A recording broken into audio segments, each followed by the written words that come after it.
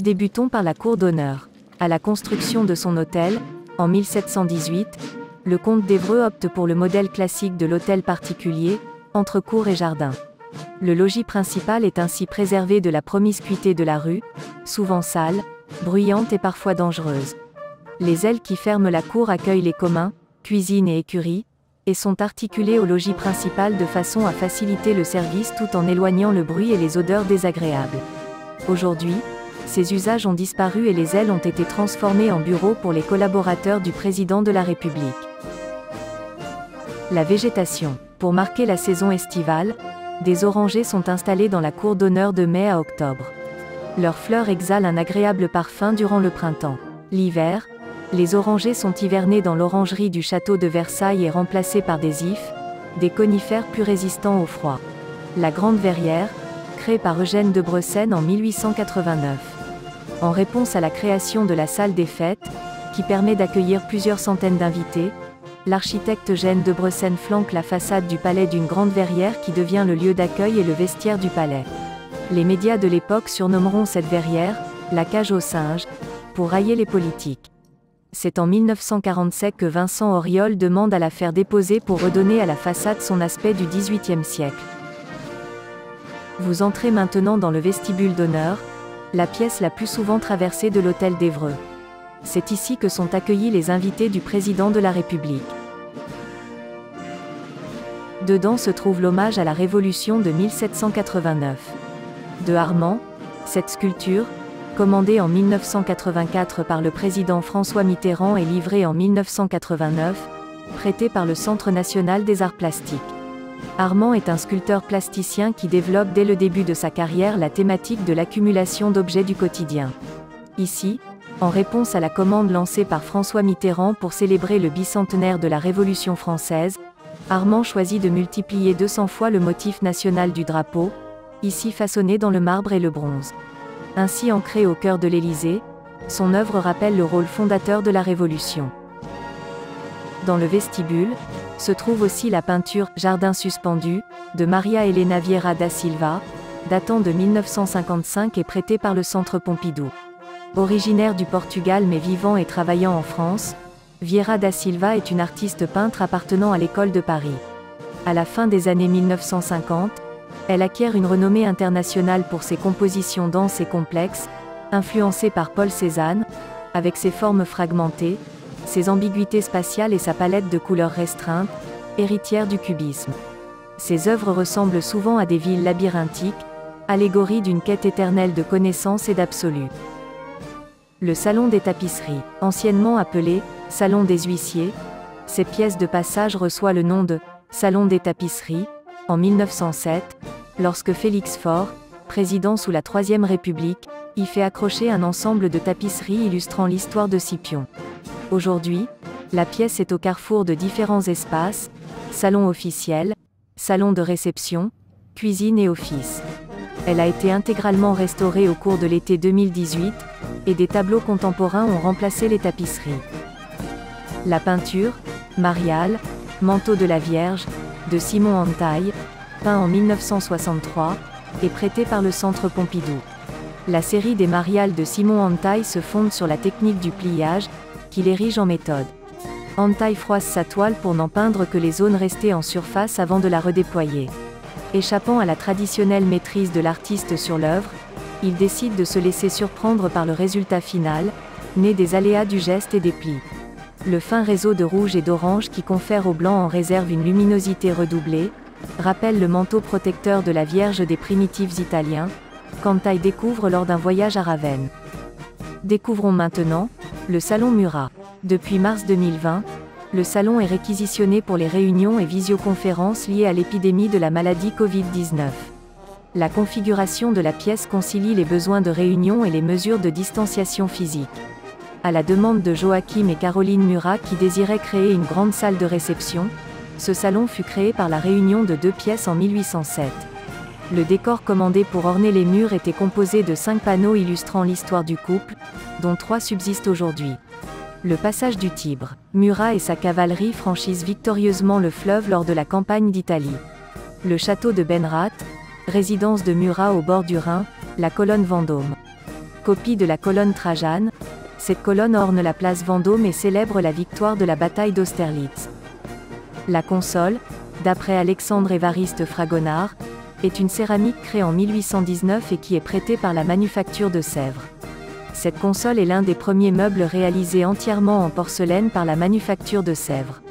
Créer un meuble fonctionnel à partir d'une matière si fragile est une gageure technique.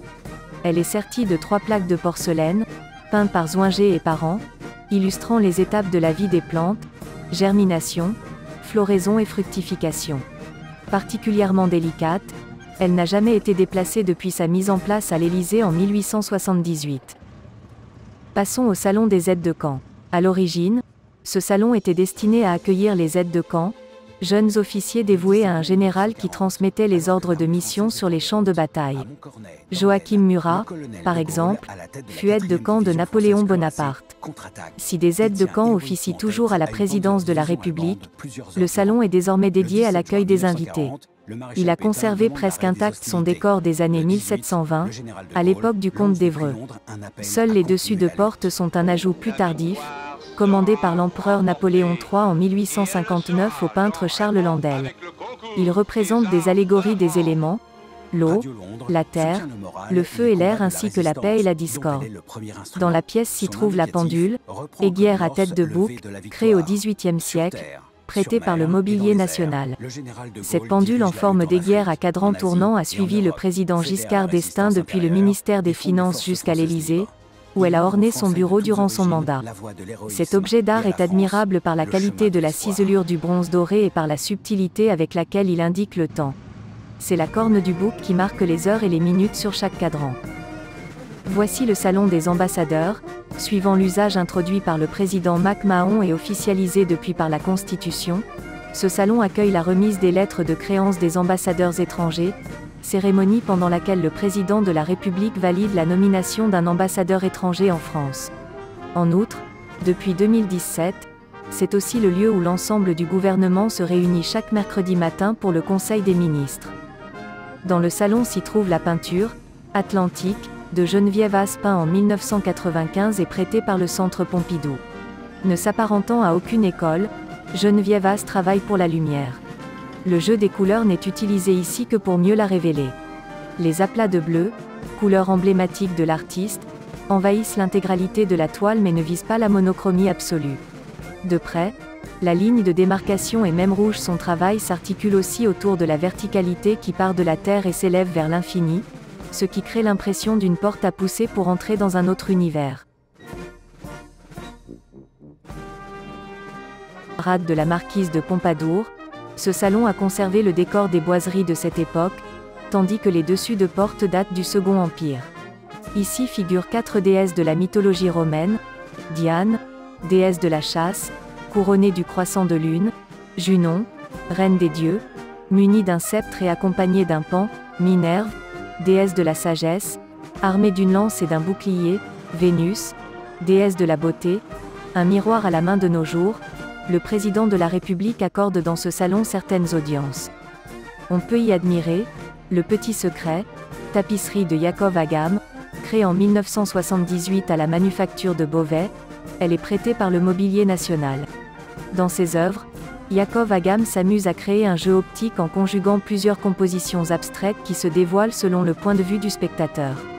Ces œuvres dites multiples, qui se transforment selon le point de vue, sont caractéristiques de l'art cinétique, mouvement qui se développe en France à partir des années 1950. Le mouvement des œuvres peut être produit par le vent, le soleil, un moteur ou encore par le déplacement du spectateur. Découvrez le Salon des portraits. Sous le Second Empire, Napoléon III tient ici son Conseil des ministres. C'est pourquoi il fait remplacer les portraits des anciens occupants par ceux des 8 souverains importants de son époque. On reconnaît le pape Pie IX, l'empereur François-Joseph d'Autriche, le roi Victor Emmanuel d'Italie, le tsar Nicolas Ier de Russie, la reine Victoria du Royaume-Uni, le roi Frédéric Guillaume IV de Prusse, ancien État d'Allemagne, la reine Isabelle II d'Espagne, le roi Guillaume Ier de Wurtemberg, ancien État d'Allemagne. Les conseils des ministres continuent de se tenir ici entre 1879 et 1940. De nos jours, le salon accueille les repas officiels en comité restreint du président de la République. Au sol se trouve le tapis de André-Pierre Arnal, une fenêtre au sol, créée entre 2011 et 2015 dans la manufacture de la Savonnerie, prêtée par le Mobilier National. Le travail d'André-Pierre Arnal repose sur l'inscription de la couleur ou de la matière sur un support selon des procédés picturaux singuliers. Il froisse, fripe, plie, arrache, colle, déchire. Le modèle de ce tapis fait partie d'une série sur les arrachements créés par l'artiste en 1990. Initialement appelé arrachement, le nom du modèle devient une fenêtre au sol après qu'Arnal ait vu l'agrandissement photographique, à l'échelle du tapis, posé au sol. Découvrons également le vase, une céramique créée par Pierre Soulages en 2000, prêtée par la manufacture de Sèvres. Le premier exemplaire a été offert comme trophée d'un Grand Prix de sumo au Japon et remis par le président Jacques Chirac. Ce vase est représentatif du travail sur le noir de Soulages, qui exalte le dialogue de l'ombre et de la lumière.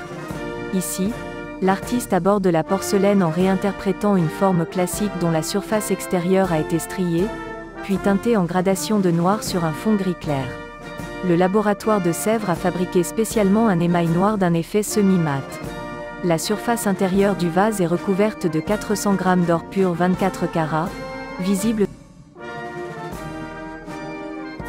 Passons au salon Cléopâtre. Le salon Cléopâtre tient son nom de la tapisserie de la manufacture des Gobelins qui fut présentée ici depuis le mandat du président Sadi Carnot à l'été 2019. Elle présentait la rencontre d'Antoine et Cléopâtre à Tarse. Mais elle n'est plus exposée actuellement, restituée au Mobilier National pour être restaurée après sa longue exposition. Elle est remplacée par une tapisserie contemporaine. Ce salon sert de lieu de passage pour relier les salons de l'aile privée au salon de réception. La tapisserie, sans titre, de Yves Oppenheim, créée en 2010 à la manufacture de Beauvais et prêtée par le Mobilier National. Cette tapisserie a été réalisée à partir d'un carton composé de 6 études réparties en 2 lignes, créées par Yves Oppenheim en 1996. Les motifs floraux émergent d'un lacis de crayonnage qui associe plus de 170 nuances de couleurs. Des formes de couleurs vives et lumineuses, aux contours clairement dessinés, contrastent avec des courbes noires. Le salon de la cartographie. Entrée de l'aile privée, le salon de la cartographie tient son nom de la tenture détaillante la carte de la forêt de Compiègne, installée ici sous Napoléon III. Depuis, cette tenture a été remplacée par d'autres cartes cachées dans les lambris amovibles. En 1972, le président Georges Pompidou commande au plasticien Yakov Agam un décor cinétique constitué de morceaux de verre aux formes géométriques abstraites et colorées, aujourd'hui exposé au Centre Pompidou à Paris. Aujourd'hui, ce salon est utilisé par le couple présidentiel pour recevoir des invités. Dans le salon s'y trouve la peinture, Aware 2 de Jean Desgotex, peint en 1961, prêté par le Centre Pompidou. Dans les années 1950 à 1960, Jean Desgotex se lance dans l'étude des écritures orientales, dont il met de côté la fonction signifiante pour ne garder que leur beauté formelle. À l'image du calligraphe, il travaille la discipline et l'épure de son geste pour atteindre une perfection du mouvement minimum, rapide et définitif. Ces fulgurances gestuelles, sans retouche ni remords, sont l'expression d'une tendance qui se répand à partir des années 1950 appelée « abstraction lyrique ». Le salon des fougères. Ce salon tient son nom de la tenture au motif de fougères fixées au mur. Le lampadaire d'origine fut réalisé en 1785 pour la chambre du roi Louis XVI à Compiègne. Cette étoffe est admirable par sa composition aérienne de guirlandes de fleurs et bouquets de fougères et par sa complexité technique, car elle marie de nombreuses nuances de couleurs. Le président Giscard d'Estaing commande sa réédition en 1978, mais la tenture n'est mise en place qu'en 1997 et inaugurée lors de la venue du pape Jean-Paul II. Depuis 2007, cette pièce est utilisée comme bureau du conjoint du président de la République.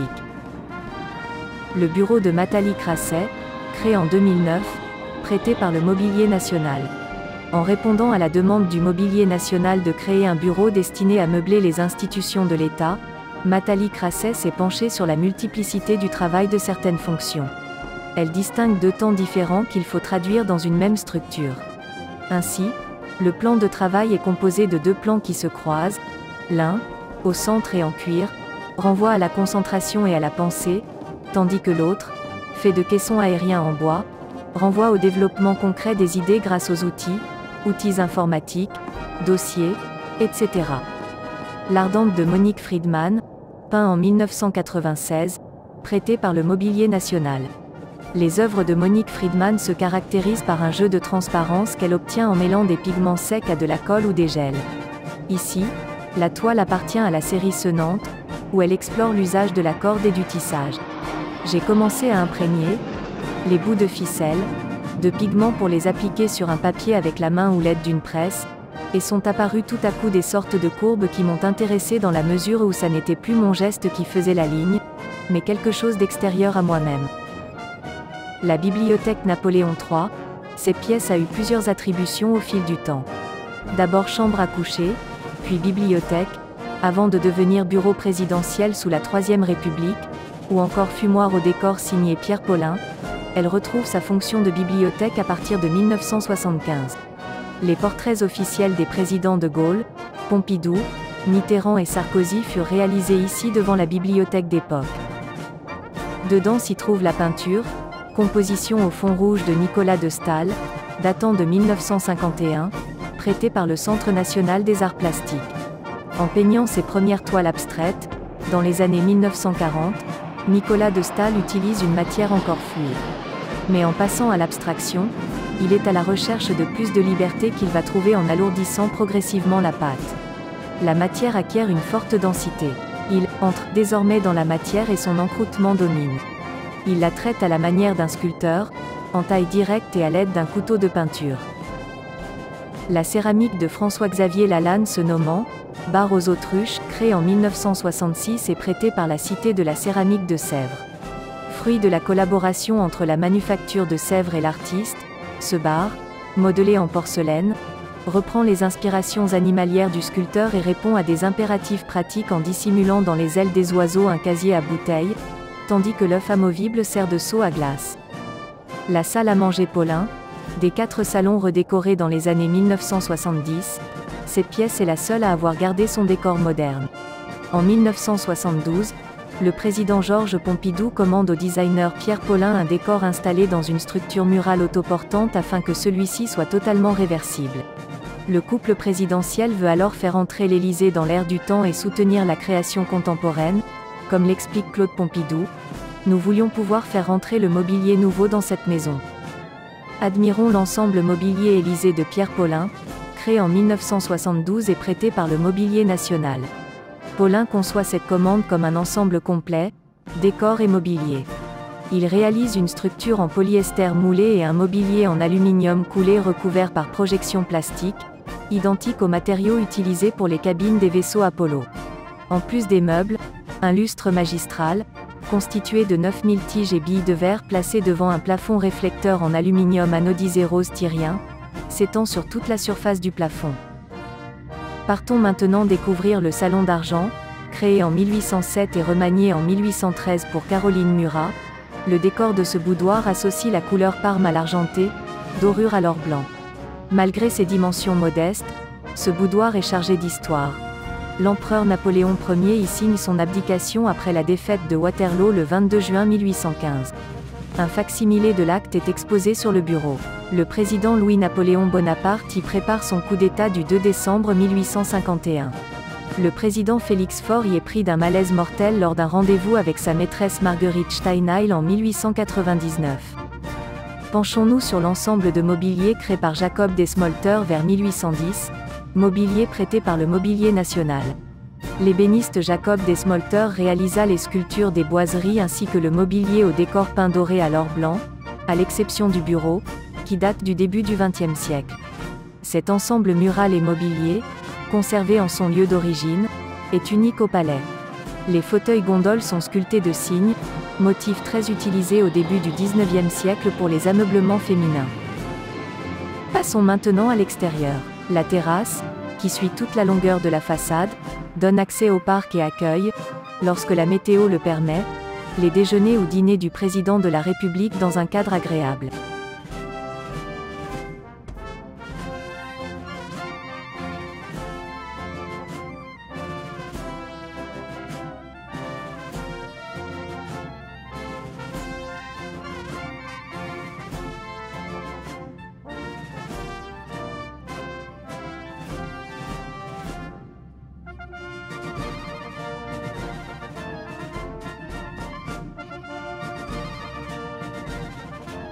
Admirez sur la terrasse les racines de France de Pablo Reynoso, créé en 2016 pour le Palais. Les bancs Racines de France sont issus d'une série de sculptures monumentales intitulée Garabatos, qui signifie gribouillis en argot argentin. L'artiste l'a nommé ainsi car le matériau utilisé pour cette série combine résistance et souplesse, et parvient ainsi à transcrire concrètement le dessin mental de l'artiste fait de gribouillis. On note des variations dans les productions de cette série. Ici l'œuvre est conçue spécifiquement pour la terrasse de l'hôtel d'Évreux. Des branches d'olivier, paix, et de chêne, justice, symbole de l'État français, viennent animer les courbes. Découvrez le parc. À l'origine, le parc est conçu à la française. Des parterres de motifs végétaux sont scandés par des allées de gravier rectilignes. La marquise de Pompadour y ajoute des fantaisies telles qu'une grotte, un labyrinthe, des animaux. À la fin du XVIIIe siècle, il est transformé en un jardin à l'anglaise avec de larges pelouses parcourues de sentiers sinueux, un étang irrégulier, un théâtre de verdure, un pont de rocaille. On y introduit même des attractions comme un jeu de bagues, ancêtre du manège, afin d'ouvrir le parc au public et de l'exploiter commercialement. Aujourd'hui, le parc adopte un style mixte, conservant son esprit anglais mais réintégrant des éléments à la française comme les broderies de buis devant l'aile privée. Partons maintenant vers l'arrière du jardin tout en rappelant que c'est dans le jardin du Palais que François Hollande et Jacques Chirac sont les deux seuls présidents à avoir choisi le jardin pour fixer l'image de leur mandat. Vous pouvez aussi découvrir la grille du Coq, installée en 1900. La grille du Coq consacre la symétrie nord-sud de l'hôtel d'Évreux, en offrant un pendant côté jardin au porche d'honneur de la cour principale. Elle est surmontée d'un coq, l'un des symboles de la France, associé au sentiment de fierté, mais également à la vigilance et à la résurrection, car il annonce le lever du jour. Cette association traditionnelle du coq et du peuple français vient de la ressemblance des mots latins gallus, qui signifie coq, et gallicus, qui signifie gaulois. Ainsi, le coq figure dès l'Antiquité sur des monnaies gauloises. Voici la troisième partie du parc du Palais, où vous pouvez y voir le bélier, sculpture de François-Xavier Lalanne créée en 1990. Dans les années 1960, François-Xavier Lalanne remet la sculpture animalière au goût du jour en adoptant un style naturaliste et épuré et en utilisant un matériau plus moderne, l'époxy. La rondeur et la simplification des formes sont mises au service d'une recherche de l'essentiel, empreinte de poésie et d'humour. Rentrons à présent dans la salle des fêtes. Inaugurée par le président Sadi Carnot pour l'exposition universelle de 1889, la salle des fêtes mesure 600 mètres carrés, ce qui permet au président de la République d'y recevoir les événements officiels, cérémonies d'investiture, remises de décorations et dîners d'État. Elle a traversé plusieurs remaniements, à l'instar du percement des 10 portes-fenêtres donnant sur le parc en 1984. De même, le nouveau décor textile, fruit de la collaboration entre le Mobilier National et l'agence Isabelle Stanislas, a été installé en 2019. Admirez les superbes peintures, La République sauvegarde la paix, encadrée de 2 allégories de l'art et de la science créées par Guillaume Dubuff, en 1896, offert par le Centre national des arts plastiques. Le plafond de la salle des fêtes affiche un riche décor typique du style Napoléon III, mais une iconographie relativement sobre. En effet, les 3 médaillons peints mettent en avant la France et son soutien aux avancées scientifiques et artistiques, thème cher présenté aux expositions universelles. On reconnaît de part et d'autre de l'allégorie de la France les arts et les sciences. Passons au jardin d'hiver. Le jardin d'hiver fut construit en 1881 à l'initiative du président Jules Grévy. À l'origine, il se présentait sous la forme d'une grande serre qui abritait de nombreuses plantes vertes en massif ou treillage et donnait directement sur les jardins. Aujourd'hui, seule la verrière du plafond en témoigne. Par la suite, il devint le prolongement de la salle des fêtes et le cadre de réceptions officielles. Les portes qui relient le jardin d'hiver au salon Murat ont servi de décor à la dernière allocution du président Valéry Giscard d'Estaing, donnée le 19 mai 1981 en direct à la télévision française. Ce discours est resté célèbre notamment pour la séquence finale qui voit le président quitter lentement la pièce après son fameux « Au revoir ». En 2019, il fit l'objet de la même restauration que la salle des fêtes et la salle à manger Napoléon III par le Mobilier National et l'agence d'architecture d'intérieur d'Isabelle Stanislas. Pour la dernière salle du rez-de-chaussée, admirons la salle à manger Napoléon III. Construite en 1860 sur l'emplacement de l'ancienne orangerie, Cette salle à manger n'est achevée que dans les années 1870. Salle à manger et parfois salle de bal, elle ouvrait alors directement sur le jardin jusqu'à ce que l'adjonction du jardin d'hiver en 1881 vienne l'obscurcir, rendant nécessaire le percement de 3 coupoles vitrées pour amener un éclairage naturel. Elle est utilisée aujourd'hui encore pour des réceptions officielles. Regardez de plus près les décors. L'Élysée porte dans ses murs le sceau de ses habitants. Dans les angles du plafond, les aigles impériaux, qui portaient jadis le chiffre de Napoléon III, ont été adaptés au nouveau régime politique. Ils arborent désormais le monogramme RF pour « République française », la branche d'olivier et le chêne, motifs républicains qui se sont ajoutés aux symboles de l'Empire sans les effacer. Allons maintenant découvrir le premier étage du palais en montant par l'escalier Murat. Créé à la demande du prince Joachim Murat en 1806, au moment d'une grande campagne de travaux qui donne au palais son aspect actuel, cet escalier en marbre est composé de 2 volets de marche séparés par un palier. Témoignant du style Empire, en vogue à l'époque, il est bordé d'une rampe en plomb doré dont les barreaux en forme de palme jaillissent de couronnes d'olivier et dont la main courante figure un tore de feuillage. Pour la première salle du premier étage voyez, le palier des huissiers. Ce palier est dédié aux huissiers, personnes chargées de contrôler l'accès aux pièces occupées par le président de la République. Cette fonction a toujours accompagné les chefs d'État en France. Cortex, le tapis créé par Christian Jacquard, entre 2011 et 2017 à la Manufacture de la Savonnerie et prêté par le Mobilier National. Fasciné depuis l'enfance par les fossiles, les empreintes, les nœuds et le feu, couvrir toute la surface picturale de cette couleur noire, et à l'animer par des effets de matière et de relief. Ici par exemple les stries horizontales et verticales vibrantes en serrent un aplat lisse et profond. À ces noirs texturés et brillants qui accrochent la lumière, Soulage donne le nom d'outre noir. Et pour finir cette magnifique visite virtuelle, voyez les tapis, composition claire et composition foncée. Créé par Victor Vasarely, en 1979 à la Manufacture des Gobelins et prêté par le Mobilier National.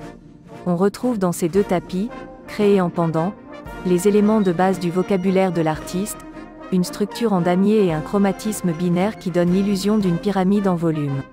Ces jeux optiques sont rendus avec une grande virtuosité par les teinturiers et les lissiers de la Manufacture de la Savonnerie.